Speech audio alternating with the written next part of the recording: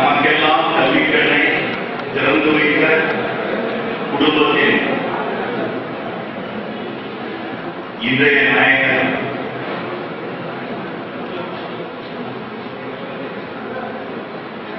ஒரு மிகப்பெரிய தொழில் நிறுவனத்தை தனது தொழிலை சுமந்து நடத்துகின்ற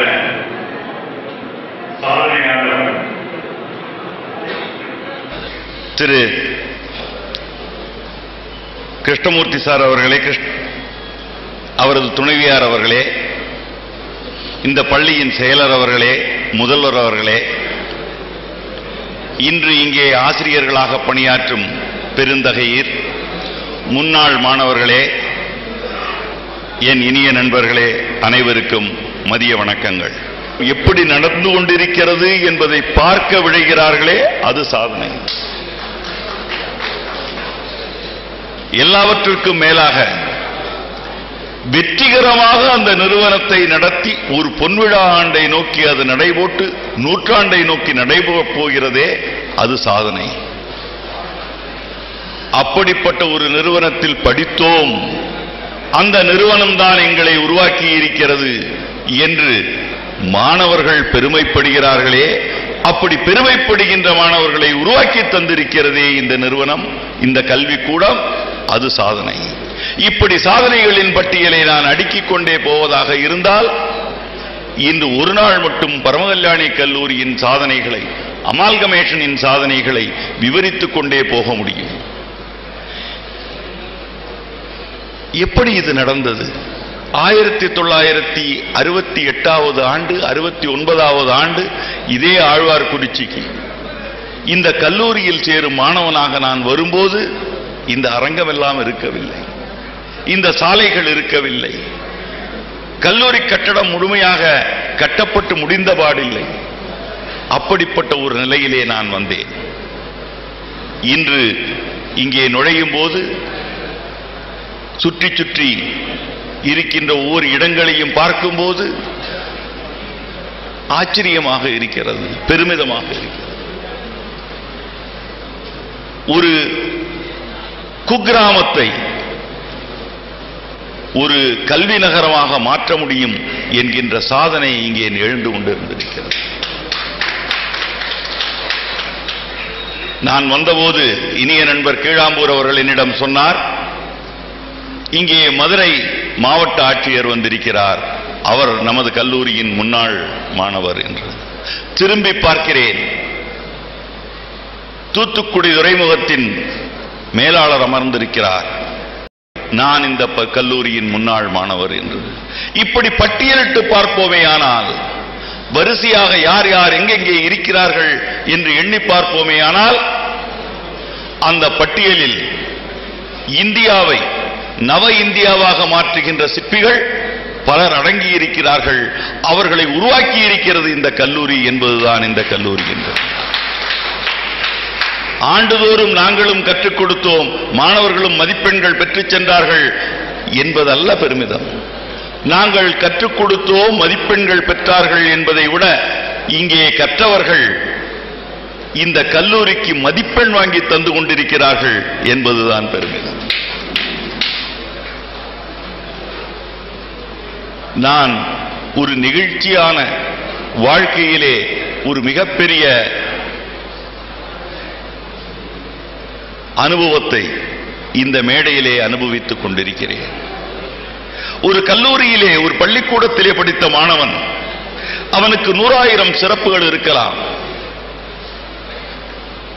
அவனுக்கு எத்தனையோ புகழ் மாலைகள் கழுத்திலே வந்து விழ முடியும். ஆனாலும் கூட அவன் படித்த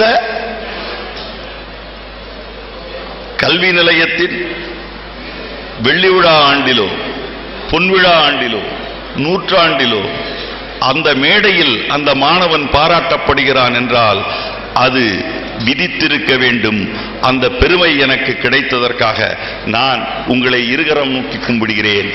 என்னை ஈன்ற பெற்றோரையும் என் முன்னோரையும் இப்படிப்பட்ட பேரை எனக்கு வாங்கி தந்தார்களே என்று நினைவு கூறுகிறேன். உங்களிடம் பகிர்ந்து கொள்வதற்கு என்ன? யாரிடம் நாம் பகிர்ந்து கொள்வது? நம் சக மாணவர்களிடம், சக தோழர்களிடம், என்னுடன் படித்தவர்களுடன் தானே பரிமாற்றிக் கொள்ள முடியும். இதோ அந்த படத்திலே பார்த்துக் கொண்டிருக்கிறோமே, இந்தியாவின் குடியரசுத் தலைவர் பிரணாப் முகர்ஜி அவர்கள், அவர் என்னிடம் ஒரு விஷயத்தை சொல்லி மனவேதனைப்பட்டார். அந்த விஷயம் வேறொன்றும் அல்ல. 2004ஆம் ஆண்டு பிப்ரவரி மாதம் அவர் படித்த கல்லூரியுடைய நூற்றாண்டு, அந்த நூற்றாண்டு விழா நிகழ்ச்சிக்கு அந்த கல்லூரியின் முதல்வராக இருப்பவர் அந்த ஆண்டுடன் ஓய்வு பெறப் போகிறார். அவர் பிரணாப்தாவிடம் வந்து கேட்டார். ஏனென்றால் அவர்கள் ஒரு வகையில் பார்த்தால் திரு பிரணாப் முகர்ஜி அவருடைய மருமகனாக இருக்கும் உறவினர் அவர். இந்த ஆண்டு நூற்றாண்டு விழா, நான் இந்த ஆண்டுடன் ஓய்வு பெறப் போகிறேன், இந்த நூற்றாண்டு விழா நிகழ்ச்சிக்கு இந்திய பிரதமர் வர வேண்டும் என்று விரும்புகிறேன் என்று. அன்று இந்திய பிரதமராக இருந்தவர் திரு அட்டல் பிகாரி வாஜ்பாயி அவர்கள். பிரணாப் முகர்ஜி அவர்களுடைய உதவியின்படி அந்த அவர் படித்த கல்லூரியின் நூற்றாண்டு விழாவுக்கு அன்றைய பிரதமராக இருந்த வாஜ்பாயி அவர்கள் தலைமை தாங்கி நிகழ்த்துகிறார். நிகழ்ச்சி முடிகிறது. நடந்தது பிப்ரவரி மாதம். ஜூலை மாதம் பிரணாப் முகர்ஜி இந்தியாவின் நிதியமைச்சராகிறார். பாருங்களேன், அந்த நூற்றாண்டு விழா நிகழ்ச்சி மட்டும் ஒரு 6 மாதம் கழித்து வந்திருக்குமே, ஆனால் அந்த நூற்றாண்டு விழா நிகழ்ச்சியின் நாயகனாக அங்கே அமர்ந்திருக்க போவது திரு பிரணாப் முகர்ஜியாக இருந்திருக்கும். விதி எனக்கு சதி செய்து விட்டது என்று அவர் அன்று சொன்னது, ஏறத்தாழ 9 ஆண்டுகளுக்கு முன்பு அவர் சொன்னது இந்த மேடையிலே நான் வரும்போது எனக்கு நினைவுக்கு வந்தது. அடடா, 50வது ஆண்டு நமது கல்லூரி கொண்டாடும் போது அந்த மேடையில் தினமணி ஆசிரியர் என்கின்ற பெயருடன் வீற்றிருக்கின்ற பெருமை எனக்கு கிடைத்திருக்கிறதே, இதற்காக நான் நன்றி சொல்ல வேண்டியது அன்று என்னை உருவாக்கிய என்றே நான் சொல்ல வேண்டும். ஏனென்றால் மற்ற மாணவர்களுக்கெல்லாம் கற்றுக் கொடுத்தார்கள், என்னை உருவாக்கினார்கள். அன்று இந்த கல்லூரியின் செயலராக இருந்த பெரியவர் சங்கர் நாராயணன் அவர்கள் என் மீது தனிப்பட்ட பாசம் வைத்திருந்தார். கல்லூரி முதல்வராக இருந்த KH நாராயணன் அவர்கள் என்னை தன் சொந்த மகன் போல கருதினார். அது எதை வைத்து சொல்கிறேன் என்றால், நிறைய நான் தவறுகள் செய்த போதெல்லாம் என்னை தட்டி கொடுத்து திருத்தினாரே தவிர தலையில் குட்டி திருத்தாமல் இருந்தார் திரு KH நாராயணன் அவர்கள். எனது கணித பேராசிரியர் எல் ஜானகிராமன் நினைவு கூறுகிறேன். அவர் தனது வீட்டிலேயே என்னை வைத்துக் கொண்டார். வீட்டு மாடியிலேயே நீ வந்து தங்கியிரு என்று சொன்னார். அவரது வீட்டில் தங்கியிருந்து படித்தேன். பக்கத்து வீட்டிலே இருந்தார் பேராசிரியர் லட்சுமி நாராயணன் அவர்கள், தமிழ் பேராசிரியர் அவர்கள். அவரிடம் நான் கற்ற தமிழ்தான் இன்று என்னை ஒரு தமிழ் பத்திரிகையின் ஆசிரியராக உயர்த்துவதற்கு உதவி இருக்கிறது. இப்பொழுதும் நான் மதுரைக்கு போகும்போது அன்று பிசிக்ஸ் டெமான்ஸ்ட்ரேட்டராகவும் அதற்கு பிறகு தமிழ் பேராசிரியராகவும் இருந்த பத்மநாபன் அவர்களை நான் சந்திக்கிறேன். எங்களது கெமிஸ்ட்ரி புரொஃபசர் வெங்கட்ராமன் அவர்களும் இப்பொழுதும் மதுரையில் இருக்கிறார். அன்றைய எனது ஆங்கில பேராசிரியர்கள் ஸ்ரீனிவாசன் அவர்களும் தோத்தாதிரி அவர்களும், மறைந்துவிட்ட ராஜன் அவர்களும், PK ராஜன் அவர்களும் நினைவிருக்கிறது. ஒருத்தரையும் மறக்கவில்லை. ஏன் மறக்கவில்லை யோசித்து பார்க்கிறேன்.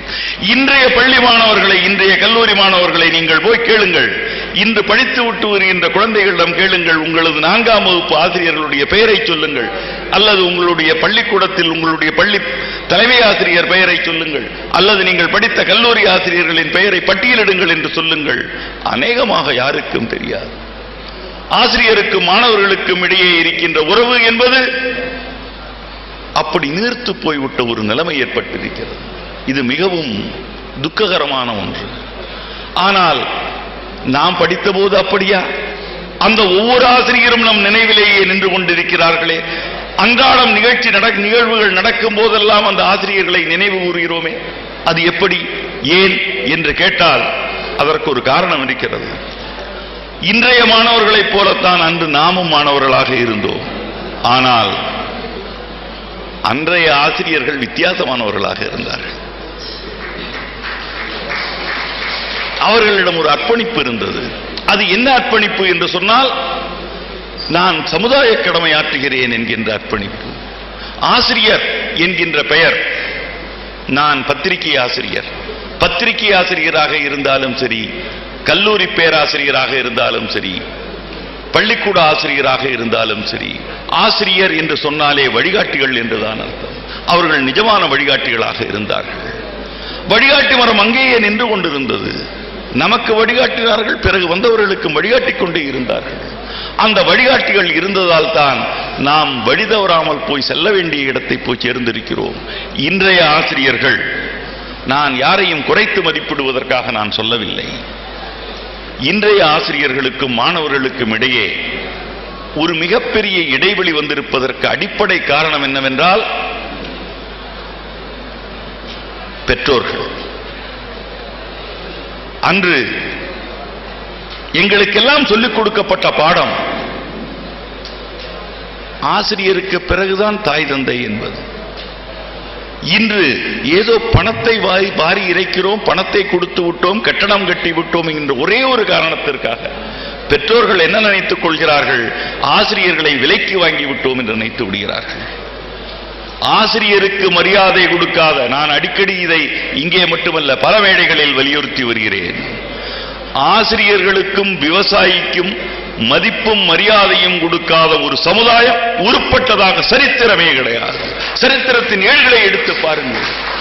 உங்களுக்கு பாடம் சொல்லிக் கொடுத்த ஆசிரியரையும் வயிற்றுக்கு சோறு போட்ட விவசாயியையும் அவன் மரியாதையாக வாழ வேண்டும். அப்படி அவனை வாழ வைத்த சமுதாயம் மட்டும்தான் நல்ல சமுதாயமாக வாழ முடியும். இந்த மேடையிலிருந்து நான் மீண்டும் இப்படிப்பட்ட ஒரு வாய்ப்பை நான் தவறவிட விரும்பவில்லை. பெற்றோர்களுக்கு நான் அடிக்கடி கூறுவதை இதைத்தான் கூறுகிறேன். உங்கள் குழந்தைகள் படிக்க வேண்டும், நல்ல கல்லூரியில் படிக்க வேண்டும், நல்ல ஆசிரியர்களால் பாடம் நடத்தப்பட வேண்டும் என்று விரும்புகிற பெற்றோர்கள் பலர் இருக்கிறீர்களே. ஆனால் உங்களில் ஒருவராவது என் குழந்தை ஆசிரியராக வேண்டும், நல்லாசிரியராக வேண்டும் என்று விரும்புகிற பெற்றோர்கள் எத்தனை பேர் இருக்கிறீர்கள் என்று சொல்லுங்கள் பார்க்கலாம். குழந்தைகளை அங்கெல்லாம் பள்ளிக்கூடத்தில் வந்து நீ என்னவாக போகிறாய் என்று கேட்டால், எந்த மாணவனும் நான் கம்ப்யூட்டர் இன்ஜினியராக போகிறேன், நான் டாக்டராக போகிறேன், வக்கீலாக போகிறேன் என்றெல்லாம் சொன்னதில்லை. அந்த குழந்தை சொல்லும், நான் ஆசிரியராக போகிறேன் என்று.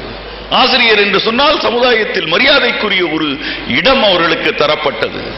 இன்றைய பெற்றோர்களுக்கு நான் விடுக்கின்ற வேண்டுகோள், நாளைய சமுதாயம் உங்கள் குழந்தைகளை நல்லாசிரியர்கள் கல்வி கற்பித்து அந்த குழந்தைகள் நன்றாக வேண்டும் என்று நீங்கள் விரும்புகிறீர்களே. முன்பெல்லாம் சொல்வார்கள், ஒரு குழந்தையை படைக்கு அனுப்பு என்று, படை வீரனாக அனுப்பு என்று. நாம் இப்போது செய்ய வேண்டிய கடமை என்னவென்றால், ஒரு குழந்தையை ஆசிரியராக அனுப்ப வேண்டும். இன்று ஆசிரியர்கள் பற்றாக்குறை ஏற்பட்டிருக்கிறது, நல்ல சம்பளம் கிடைக்கிறது, ஆனாலும் போவதற்கு தயாராக இல்லை என்று சொன்னால் சமுதாயத்தில் மரியாதை இல்லாமல் போனதுதான் அதற்கு காரணம்.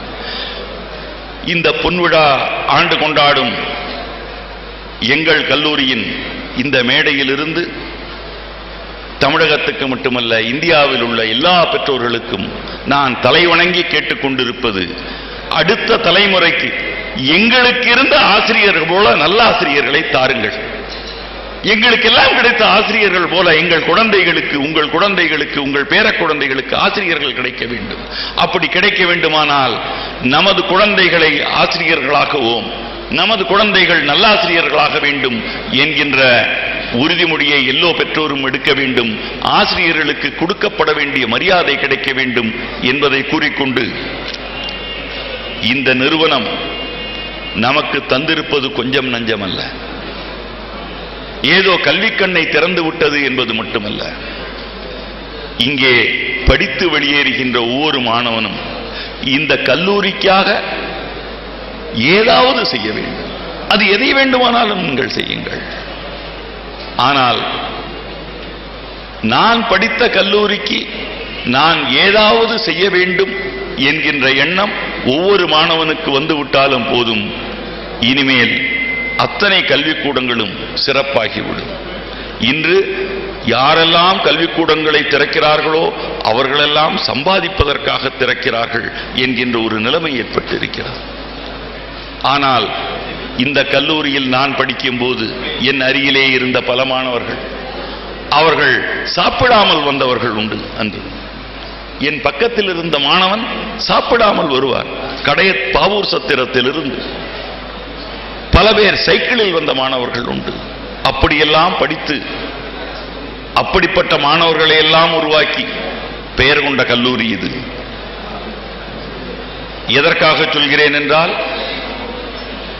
அன்று அமால்கமேஷன் நிறுவனம் நினைத்திருந்தால் நிச்சயமாக ஒரு மருத்துவக் கல்லூரியை தொடங்கி இருக்க முடியும். நினைத்திருந்தால் இன்று எல்லோரும் மேனேஜ்மெண்ட் கோர்சஸ் சொல்கிறார்களே, ஏன் ஒரு ஐஐஎம் தொடங்கி இருக்க முடியும், பொறியியல் கல்லூரி தொடங்கி இருக்க முடியும்? இல்லை. நான் படித்த, நான் வளர்ந்த, நான் பிறந்த எங்கள் ஊர் சிறக்க வேண்டும் என்று நினைத்தார்களே, அந்த நினைவு அவர்கள் நமக்கு முன்னோடிகளாக, அவர்களை பின்பற்றி நாமும் நடைபோடுவோமே. ஆனால் வேறொன்றும் வேண்டாம். வருடத்திற்கு ஒரு புத்தகம் எங்கள் கல்லூரி நூலகத்திற்கு நான் தருகிறேன் என்று வாங்கிக் கொடுங்கள். ஆண்டுதோறும் இந்த கல்லூரிக்கு தேவைப்படுகின்ற எதையாவது ஒன்றை, ஒரு நாற்காலியை, ஒரு மேஜையை, எதையாவது ஒன்றை நாங்கள் தருவது என்கின்ற ஒரு நல்லதொரு முன்னுதாரணத்தை நமது பரமகல்யாணி கல்லூரியின் முன்னாள் மாணவர்கள் முன்னெடுத்து செல்ல வேண்டும் என்கின்ற கோரிக்கையையும் விடுத்து, இந்த ஆண்டு நான் நூலகத்திற்கென்று சில புத்தகங்களை எடுத்து வைத்திருக்கின்றேன்.